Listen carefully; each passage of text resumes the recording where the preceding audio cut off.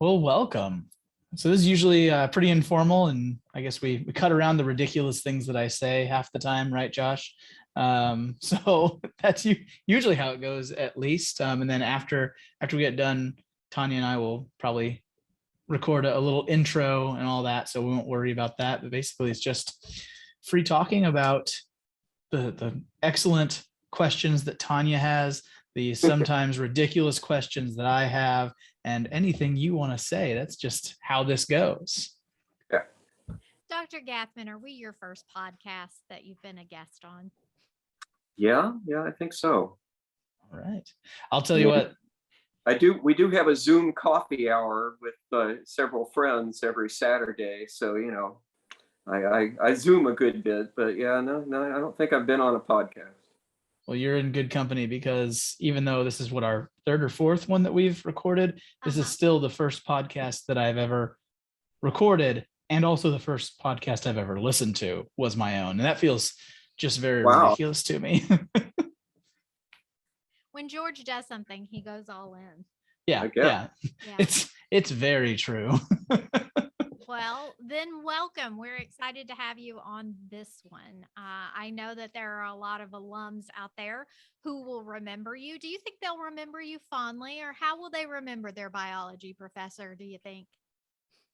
I guess it depends on the alum, but I hear from a few who say nice things, and I block the other ones on Facebook, so it all works out pretty well.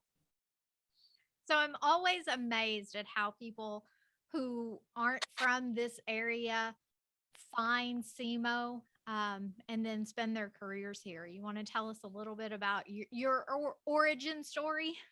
Well, yeah, that's pretty simple. I had a PhD in genetics, and I was working on a grant money at the University of Arizona, which is where I got my PhD.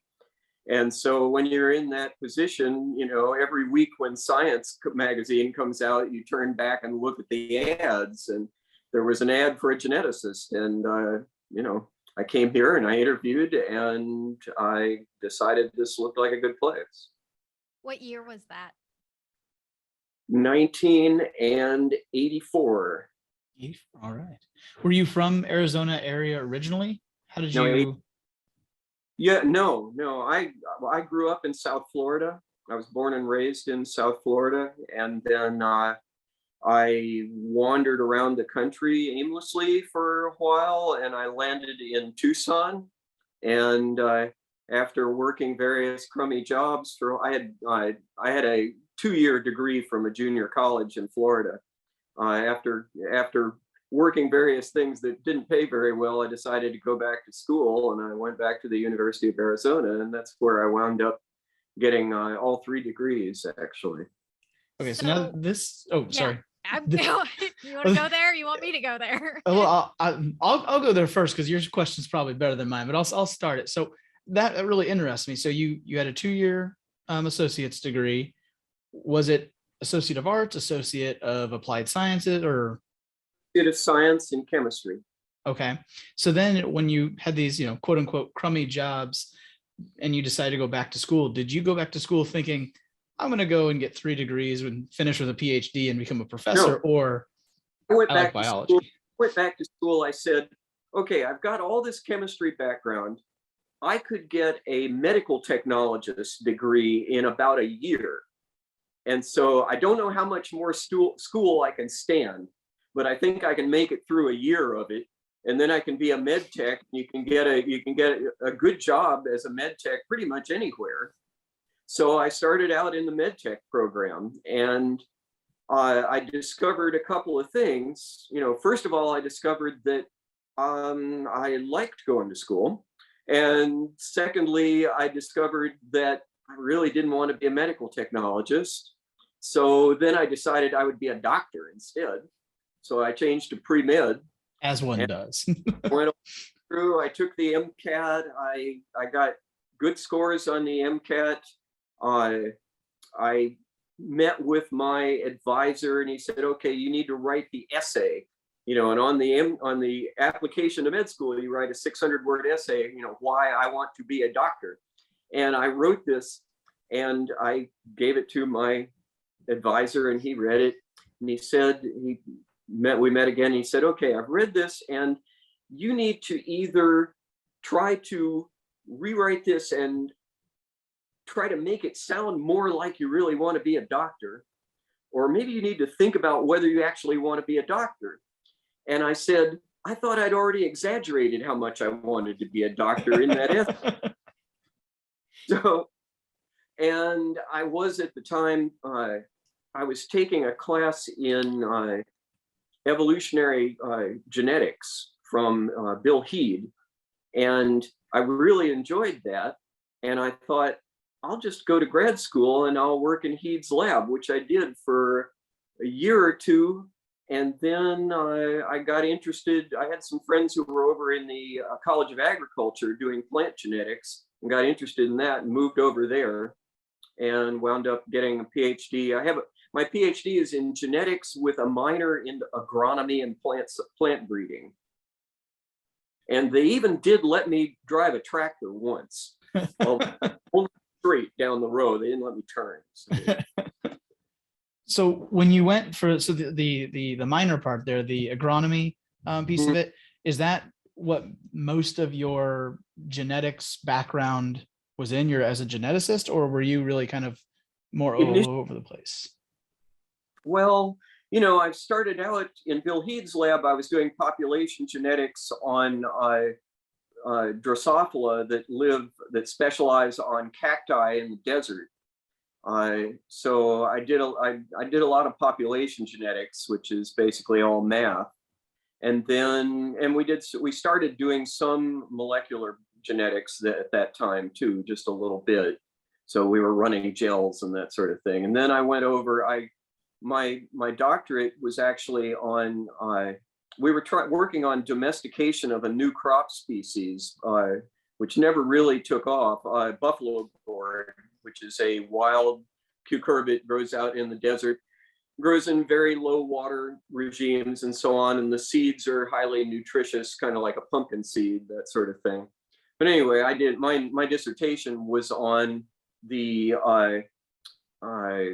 heritability of the composition of the seed oil of buffalo gourds. So again, I was doing controlled crosses, and then I was doing a lot of lab analysis of fatty acid composition of seed oils. So, I've jumped around in terms of what kinds of genetics I worked on. And then, by the time after I got to Southeast and I wound up getting involved with Walt Lilly and his work on fungi.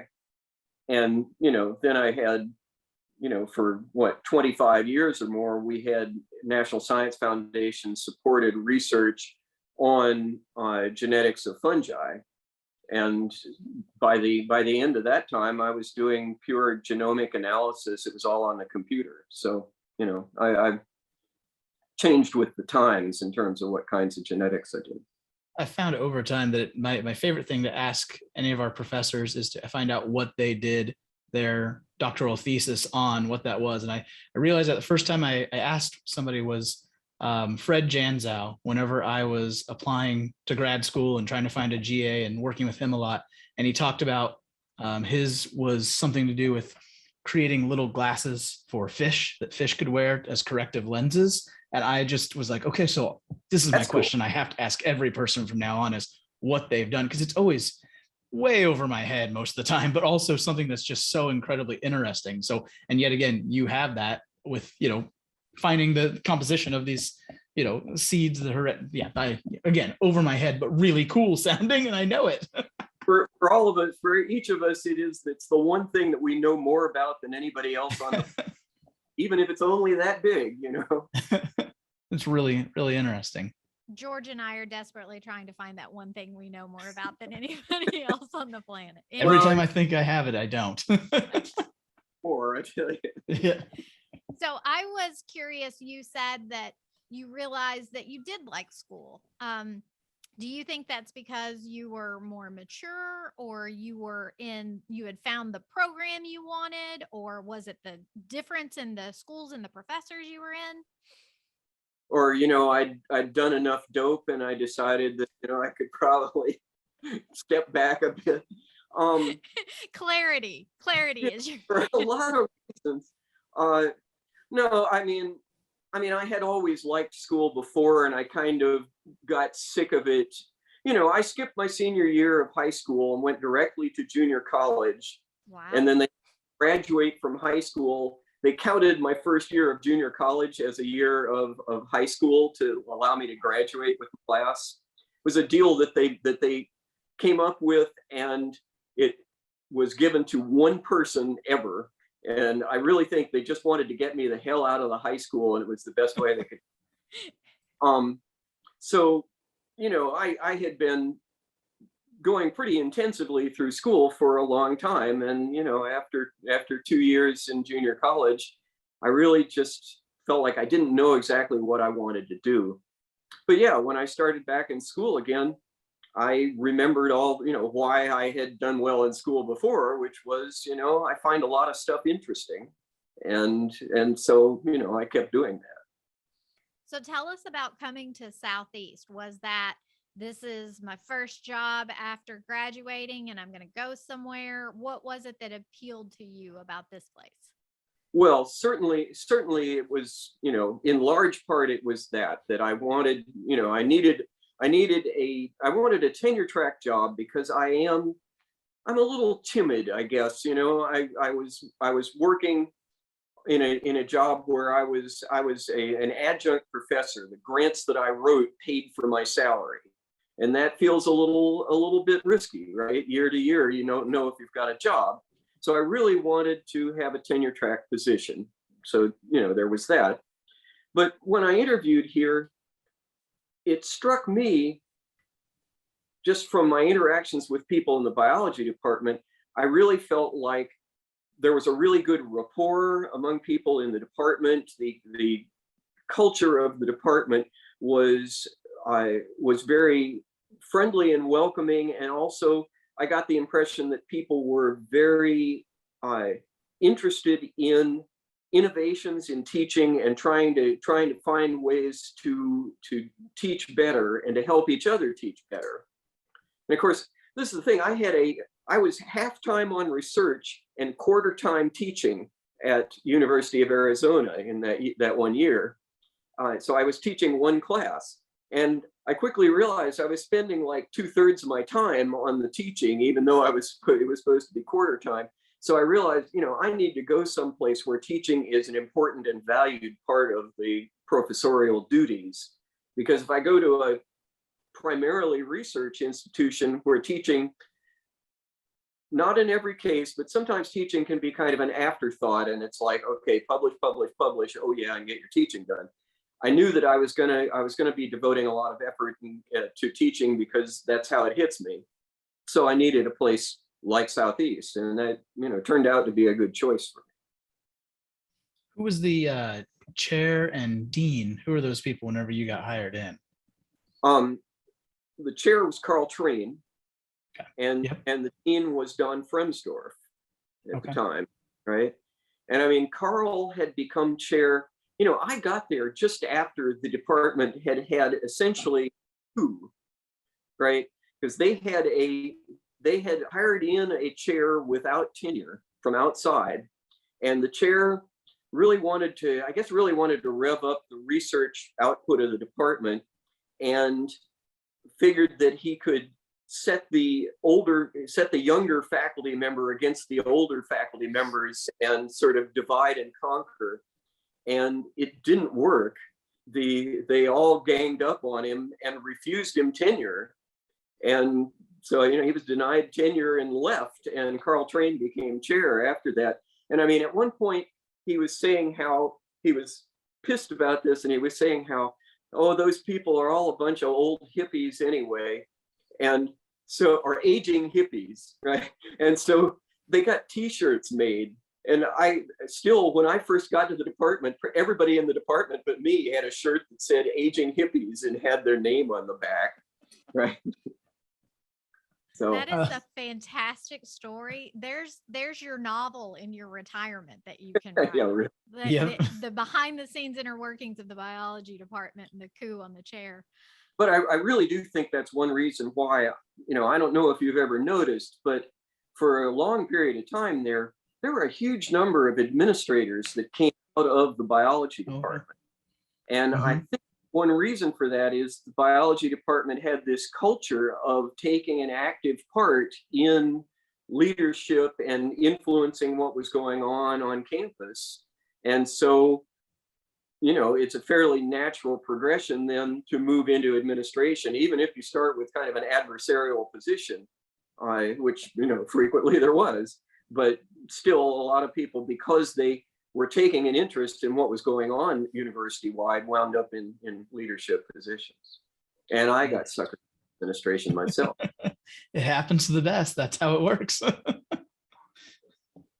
You mentioned Walt Lilly earlier, and I know that you've said that finding that research partner on campus was one of the highlights of your career. I'm wondering if you could tell us a little bit about that. Absolutely. I mean, Walt and well, we had offices next door to each other, and so we got to know each other and so on. And he was working on Schizophilum communis, which is a little wood decaying fungus, a little bracket fungus. You see it on log trees, down trees, and stuff like that.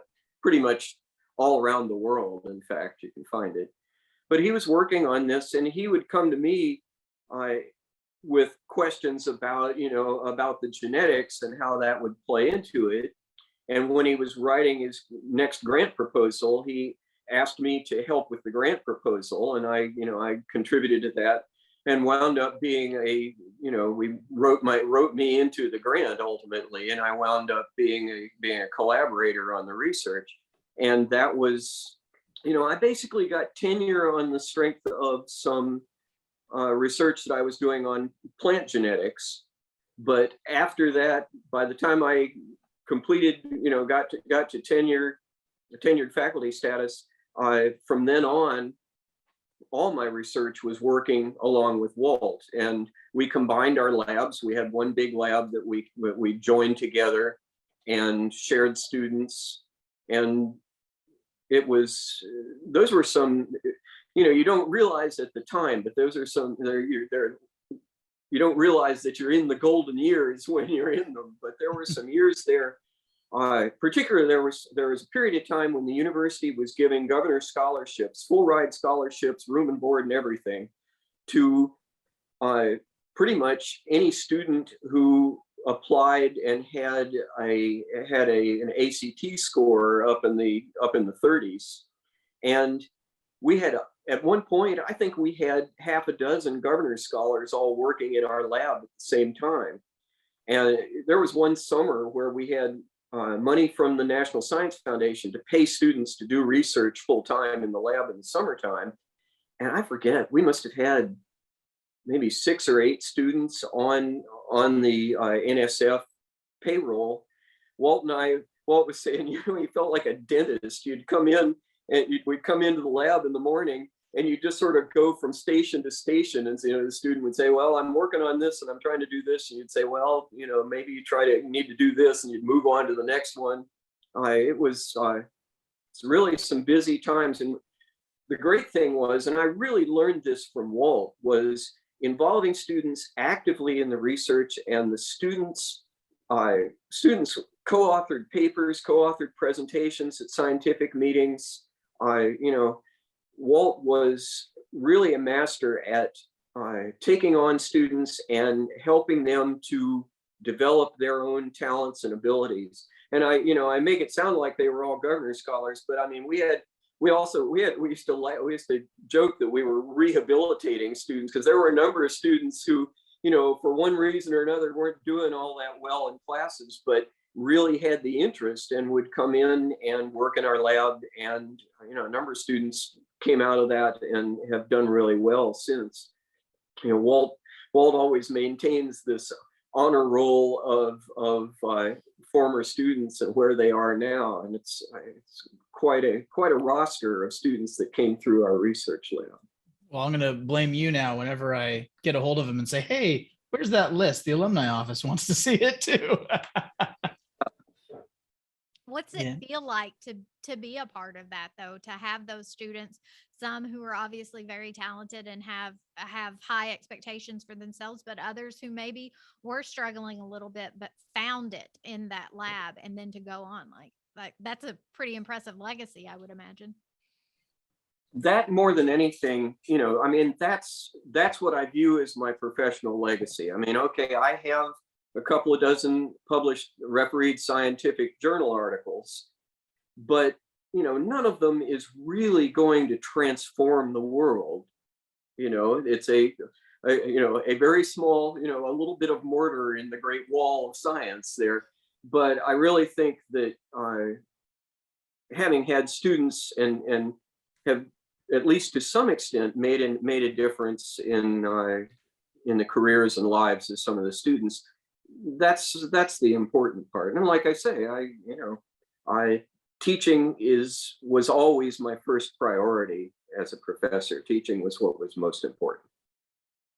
I was going to ask that. What was the thing that you truly enjoyed most during your time at the university? I would assume teaching was that thing. Yeah, absolutely. Yeah. You know, not necessarily grading papers, but you know. Nobody likes that part. Were you one of the faculty that read the WP 003 exams? Those writing? I was one of the first faculty outside the English department to score those, because I had done that when I was an adjunct at University of Arizona. I had scored their writing essays, and so I had some experience doing that kind of scoring.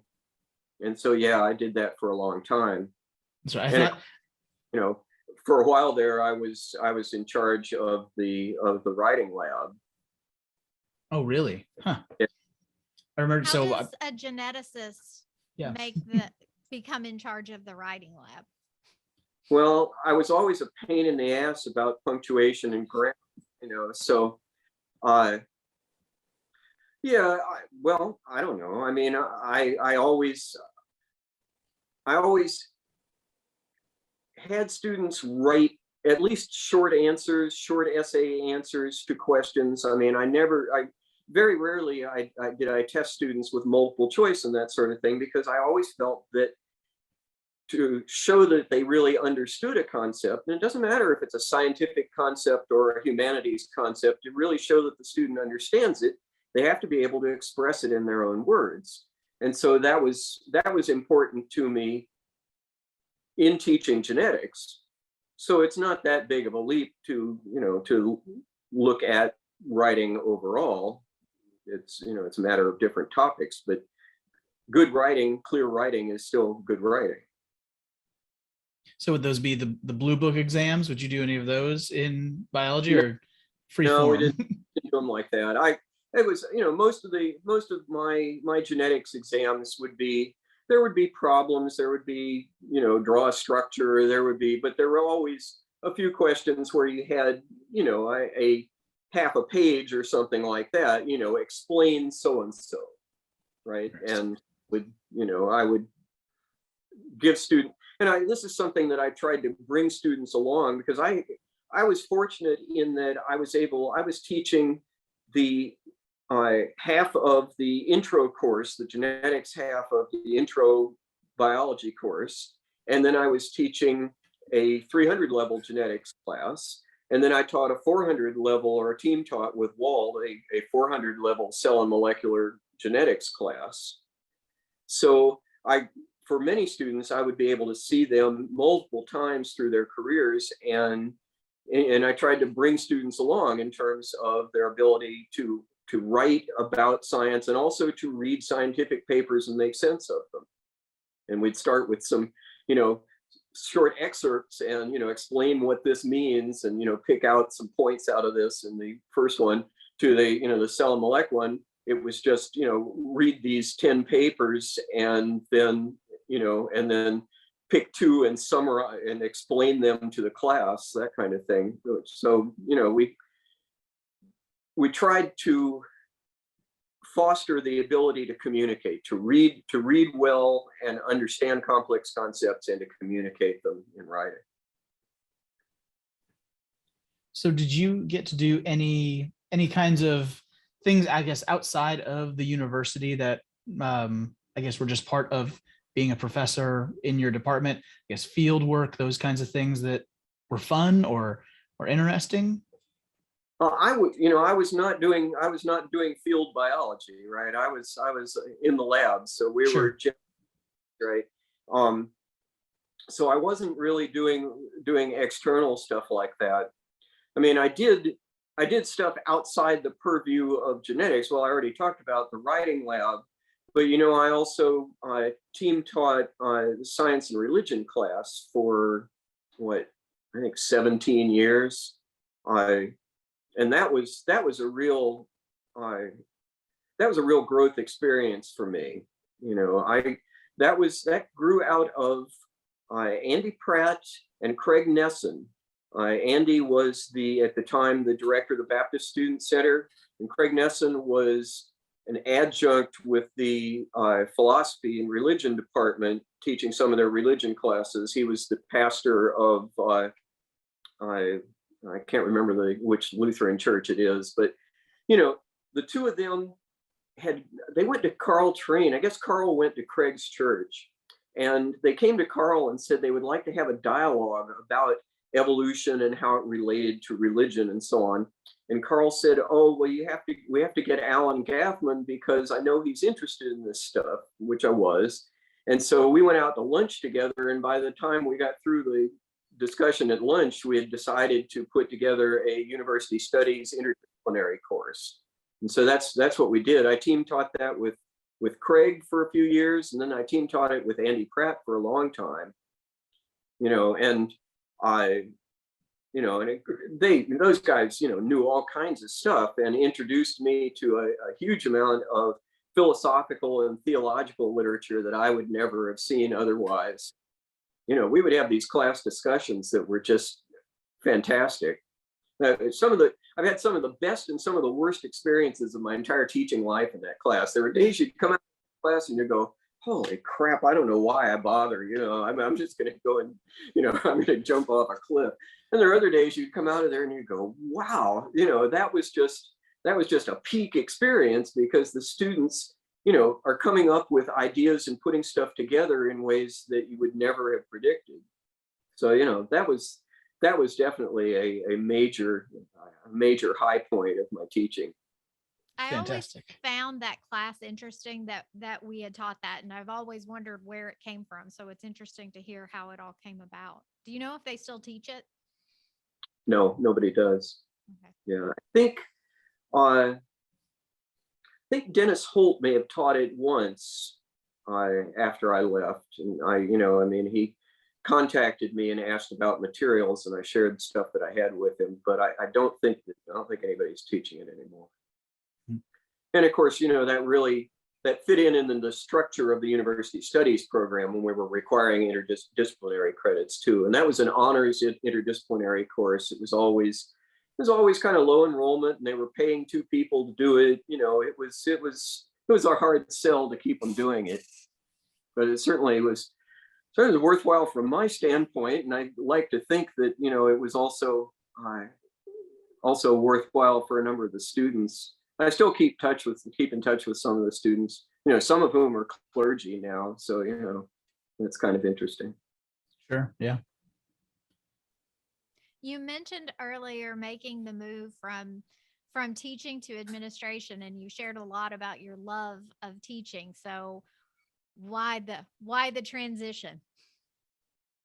And was online the first step, or did you have something else in between there? I couldn't remember. Well, when I took over the writing lab, that was a quarter time release or something, right? But the first thing that I did as a full-time administrator was I was then associate dean of online learning. And I did that because the provost asked me, that was, oh, help me out. Let's see, Rosati. Hmm. Yeah, Ron Rosati came to me and asked me if I would be willing to do it. And I've never been very good at saying no. And so, and also I felt like, at the time, I knew I was probably 5 years or so from retirement. And things were kind of winding down in terms of research in the lab. It was getting, just because of way things have changed in terms of genetic research, the development of real high throughput, big dollar, very equipment intensive research in genetics. There were a lot of things that were no longer possible for us to do in a small institution, and it was getting hard to get research money to do it. So I felt like, I don't want to be that guy that, the last few years I'm just sort of, hanging around, and people, when I leave, people go, well, it was about time that guy quit. So I thought it might be good to try something new that will be a new and different challenge. So I agreed to do this, and wound up becoming Dean of Online Learning. How many years were you Dean of Online Learning? Well, I mean, the whole thing was about 5.5, 6 years. I mean, I started as associate dean. I forget when in there they changed my title, but yeah, essentially it was the same job for 5.5, 6 years. Sure. How was online as a professor? Did you have online courses, and did you enjoy teaching that way too? Yes, and actually, I had one of the first online courses offered. Well, for that matter, the biology department had a web page before the university did. I developed the biology department's website. Oh, Alan, I've got some work for you, man. No. I know nothing. That's also true about genetics now. I've been out of genetics for 10 years. I don't know anything about genetics. So, I had a history of being involved with online stuff, and I had done some online teaching. I used our home developed learning management system.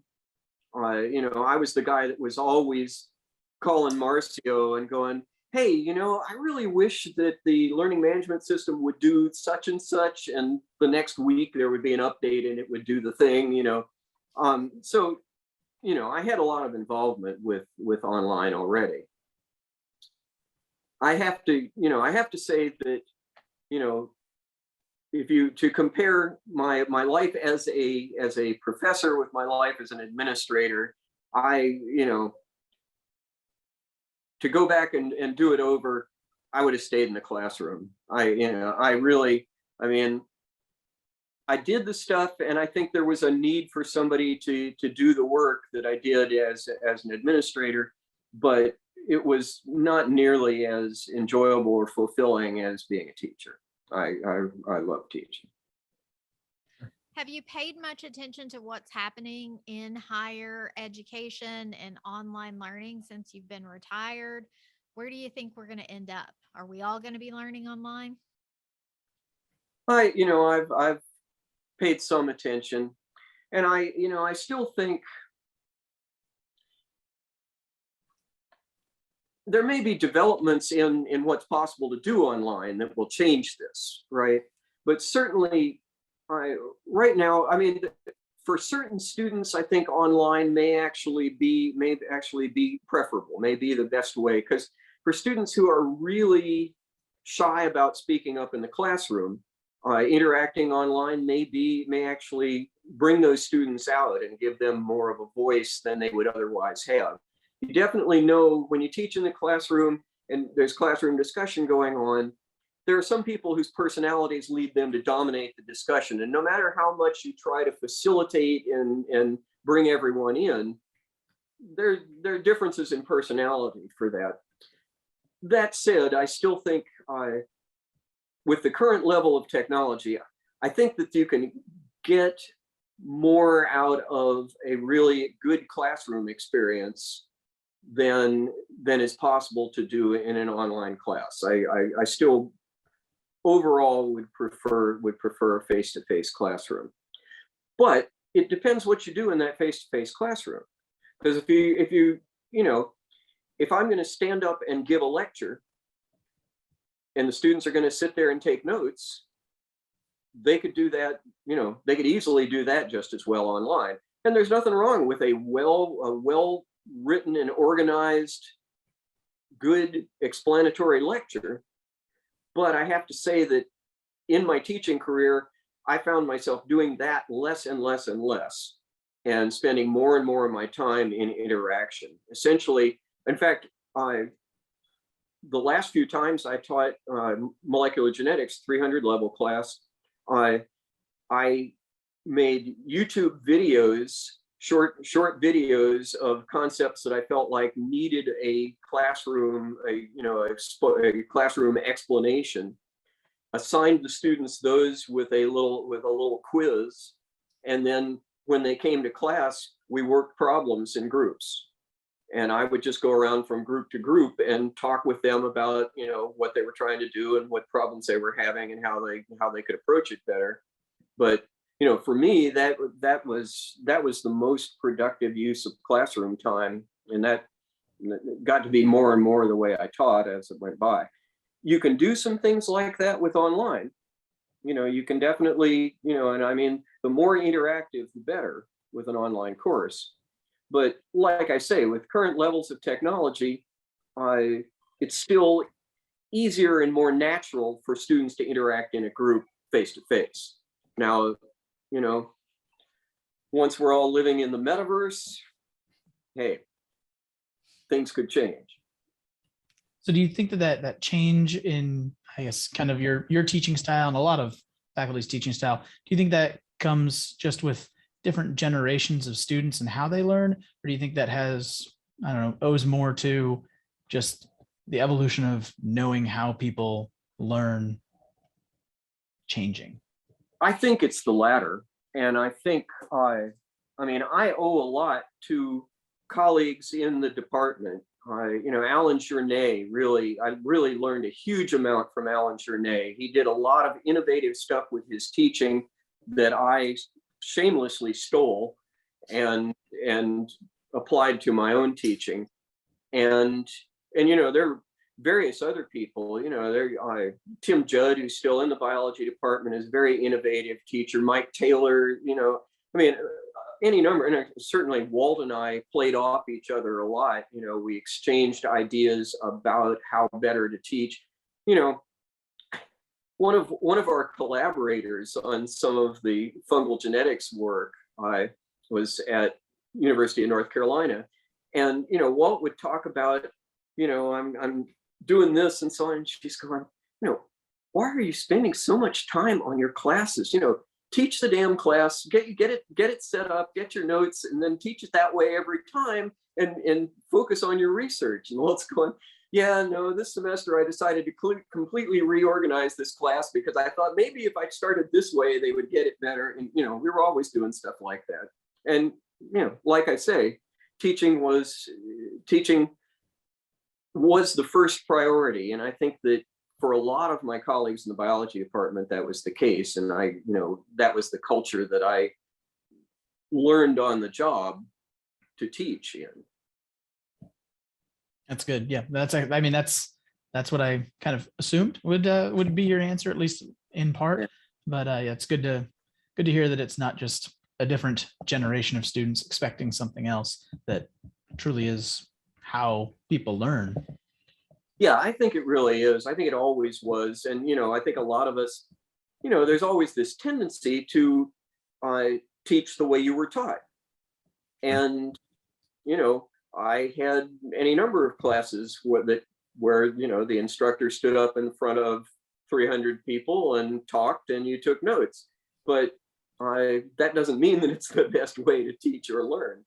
And I don't think that the way people learn has changed so drastically. It's just that perhaps some of us have been a little more willing to pay attention to the way people learn. What surprised you the most about students?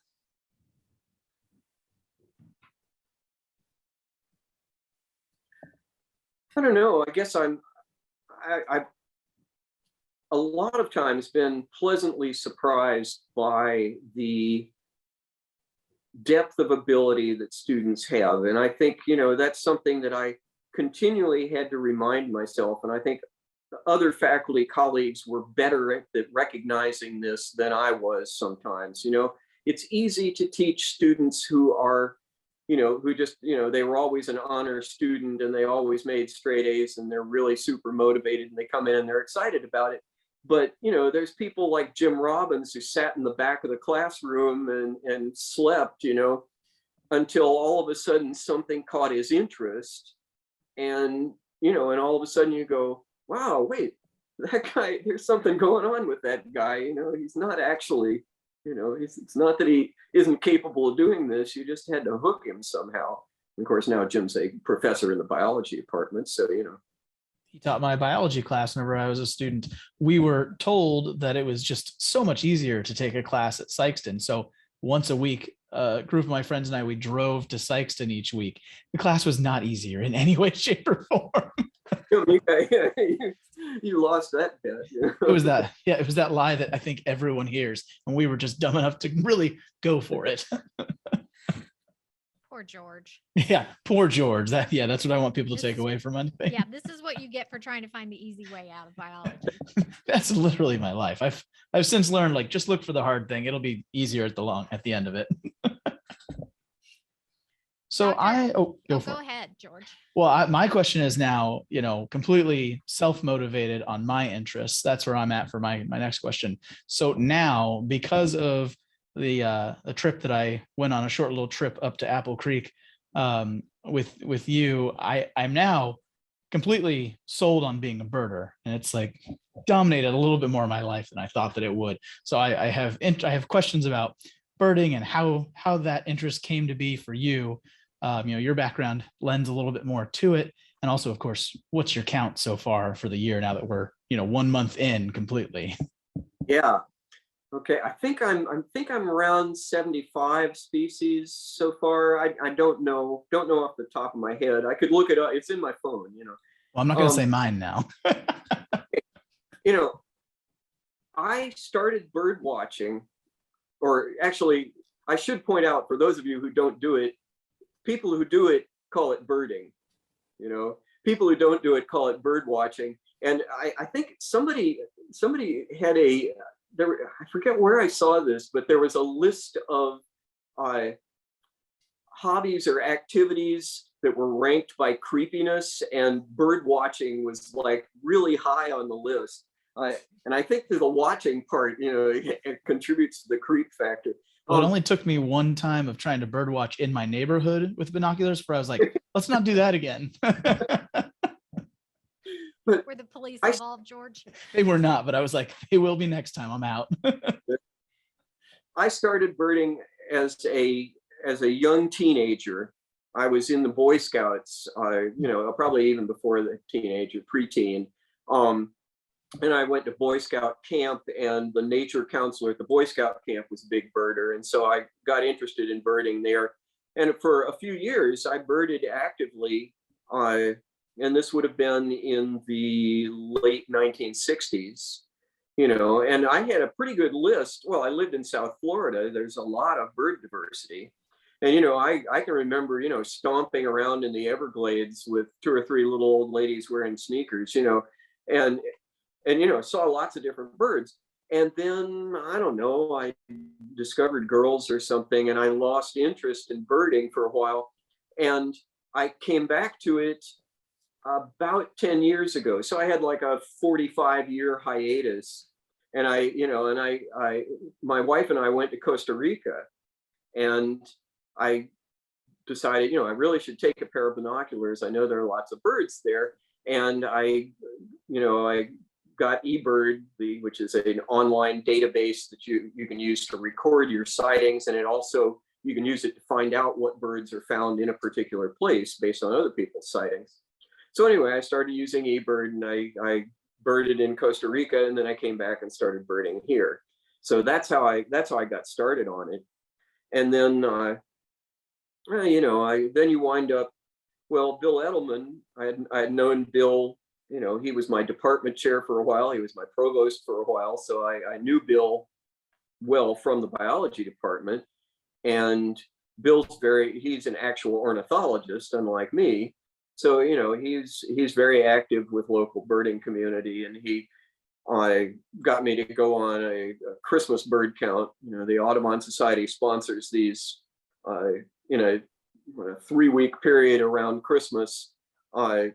People go out, and there's established places, 15-mile circles, and you try to count all the birds within a 15-mile circle in a given day. And you have parties of people who divide it up, and parties of people take different sectors of the circle. And so, I had done that as a young teen in Florida. And so I started doing it here. And that got me involved with the Missouri Birding Society, and I met other birders and so on. Next thing you know, you're, getting up at 3 a.m. to drive to out in the boonies somewhere.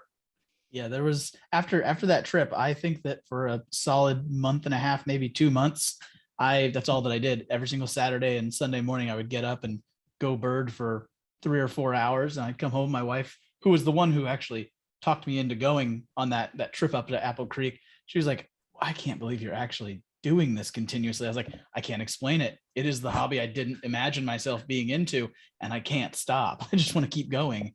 See, I was going to ask you to put together another trip. Yes, we need to. What captured you, George? What captured me into birding? So my wife, I am a hobby collector to begin with. If it's a hobby out there, I'll probably end up being into it. And it was the birding that really struck me as, I don't know why I'm into this. Cause I was in the Boy Scouts. I was all those things, Eagle Scout. And I've always loved being in nature, out hiking, but birding has never been a part of something I thought that I could be interested in. I couldn't figure out why. And my wife said, it's because you can turn it into a game. If you can gamify anything for yourself, you will be interested in it. So that's exactly it, is the fact that I'm like, oh, that's this, or that's this thing.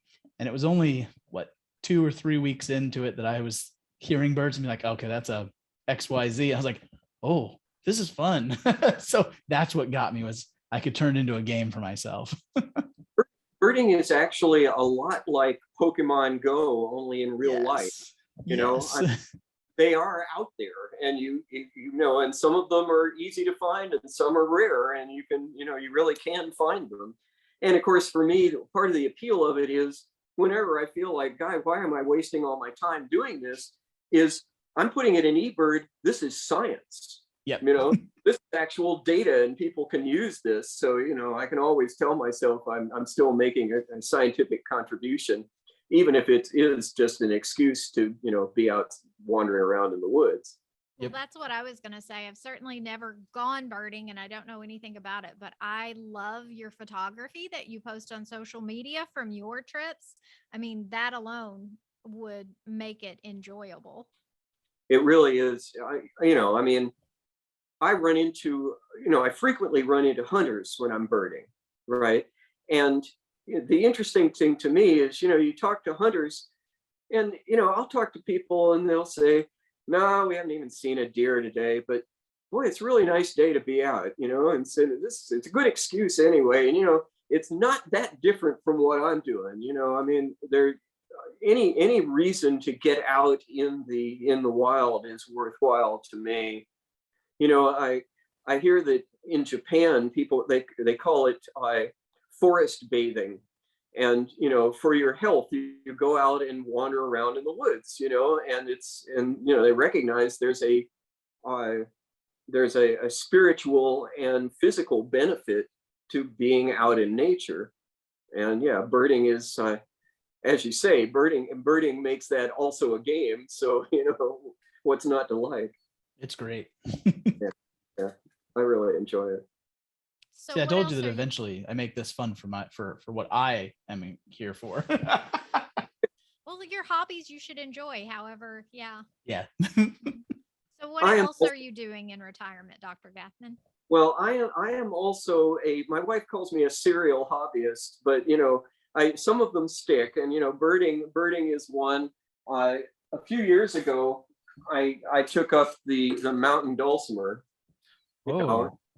Beautiful. I'm not very good, but I can play the mountain dulcimer, and I took actually, well, let's see. I got the mountain dulcimer, and one cool thing about, a standard mountain dulcimer, the one that I just picked up, is a chromatic one. A standard mountain dulcimer, it has a limited set of frets on it, so it's made to play in the key of D, which means that it's almost impossible to play a wrong note. They aren't there, So it makes it, and it really clarified for me, oh, this is the scale, and here's where it's a whole step, and here's where it's a half step. It's all there on the fretboard. And it kind of put things together for me, because I've done musical stuff all my life, but I've never had any or much formal training of any sort. And that really started to click for me. So then I started feeling like, well, but I want to play some other stuff. And I got a chromatic mountain dulcimer that has all the notes, and I've been entertaining myself trying to arrange jazz standards for it. So, I have a couple of videos that I've put up on Facebook where I did All of Me and Georgia on My Mind, or some things like that. But and then I decided that I really need some more music theory. So I took 2 semesters of music theory on campus since retiring. But then COVID kind of got me off of that. I need to get back, but that's another thing that I do. I've also gotten interested in native plants, and in part that's because of the birding and all the spending time out in the boonies. I'm seeing more native plants, but we have about 4 acres out here. We live in Pocahontas, and I've been trying to do more plantings of native plants, and I'm collecting wild seed and starting them indoors and that kind of stuff.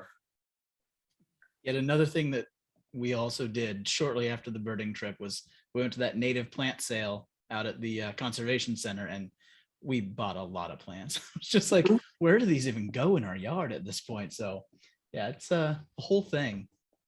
That dulcimer, I have a question. Is that the only dulcimer I've ever heard of is a hammered dulcimer. Are all dulcimers hammered, or is that something you play with?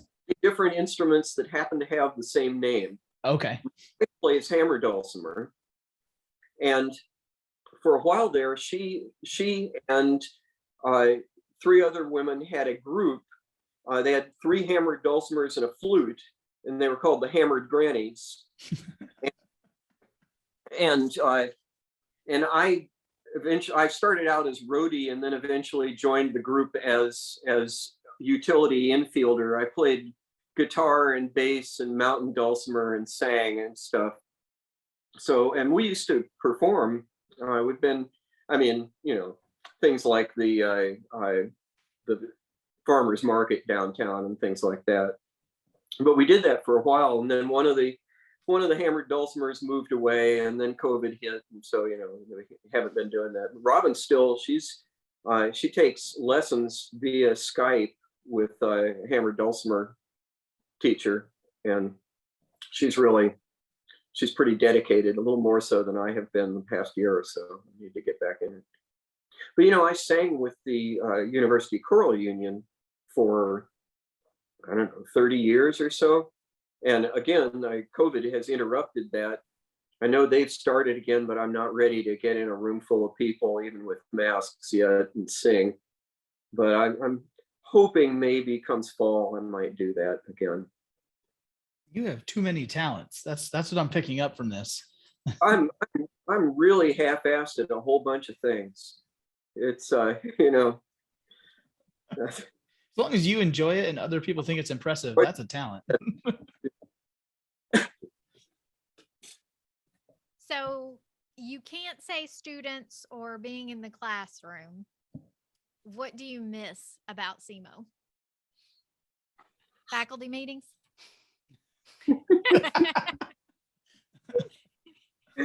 Yeah, even better. My daughter got me a pair of socks that say along the side, just along the side of the sock, it says, "This meeting sucks." And by the time she got them for me, most of the meetings I was in were ones I'd called. It didn't seem appropriate, even if true. I,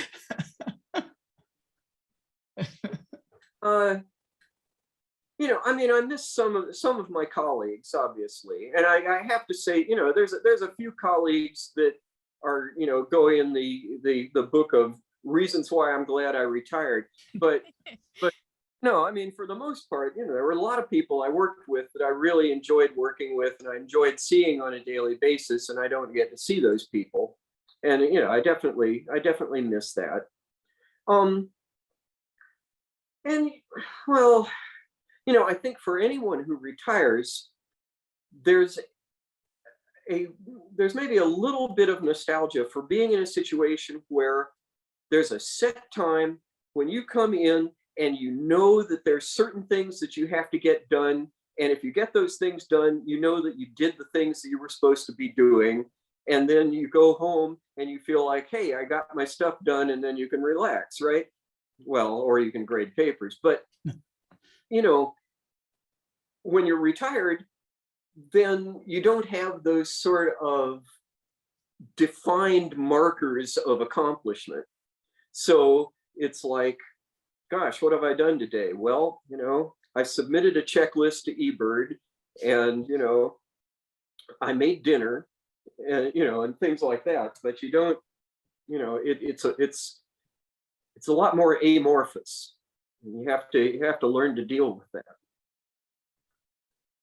At this point in my career, I think I would love to get to deal with that. I'm not complaining. I'm sure. No, I mean, I love being retired, and I'm not one of these people that just wastes away after retiring because there's nothing to do, because I have loads of things that I do. Well, I talk about being involved in the Missouri Birding Society because pretty quickly I got roped into being a regional board member. And then there was an opening for vice president. The vice president becomes the president. And I was resisting valiantly, and there was really nobody else. And I was this close to getting suckered into that. And Bill Edelman, who was editor of the Journal Society, says, I have a deal for you.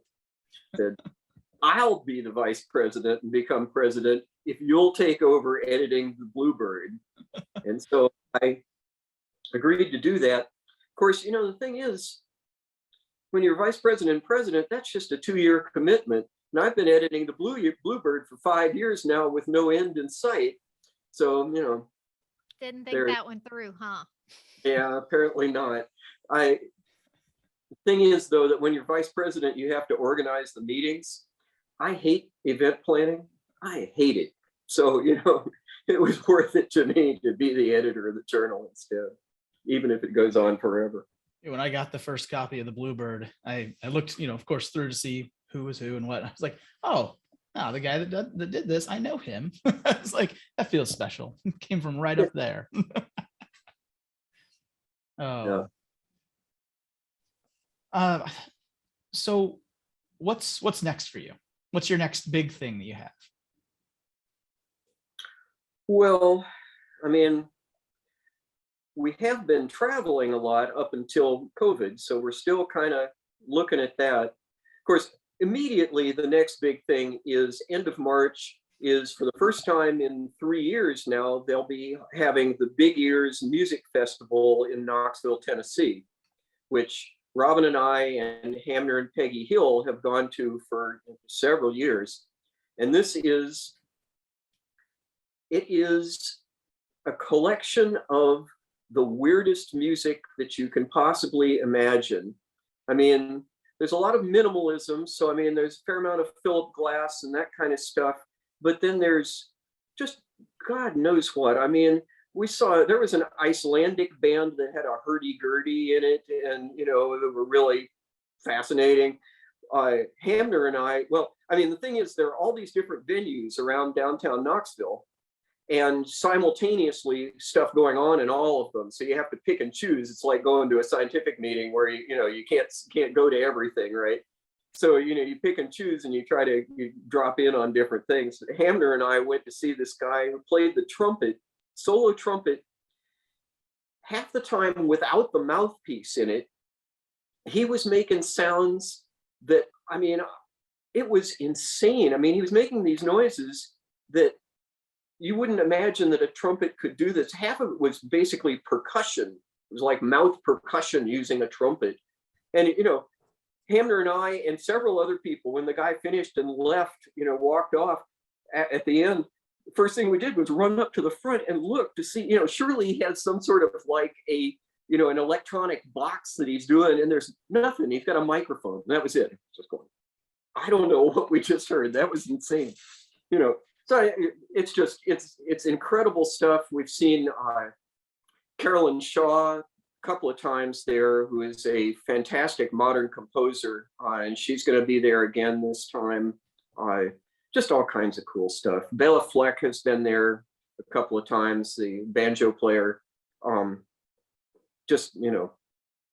We saw a heavy metal harpist who, this harp was made like this industrial strength homemade harp, and she was playing it with a crescent wrench, to pluck the strings.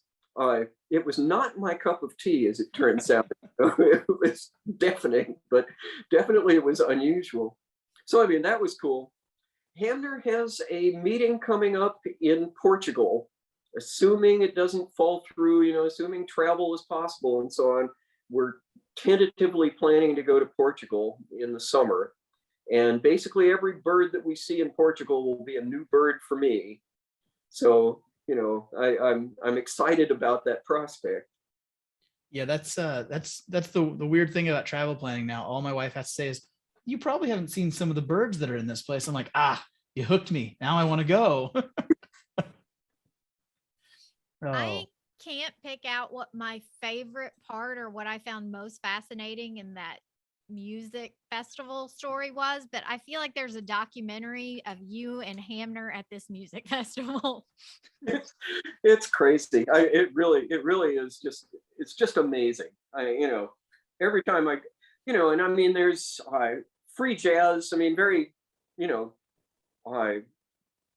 quite traditional in a sense, free jazz, but something that I had never listened to. And actually Hamner and Peggy have been into it for a long time. And I really have come to start to appreciate free jazz a bit, which is, it's really, for me, it's definitely broadened my musical horizons quite a lot.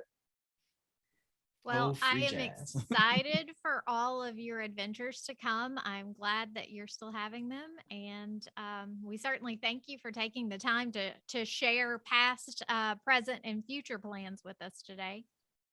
Well, you're very welcome. It's fun talking to you.